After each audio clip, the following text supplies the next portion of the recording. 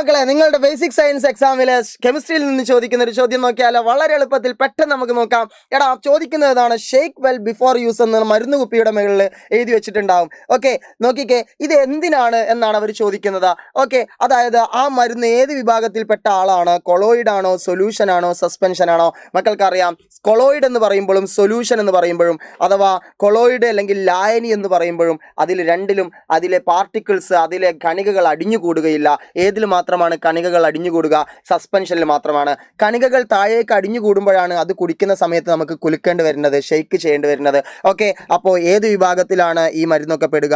Suspension ആയിട്ടാണ് പറയുക.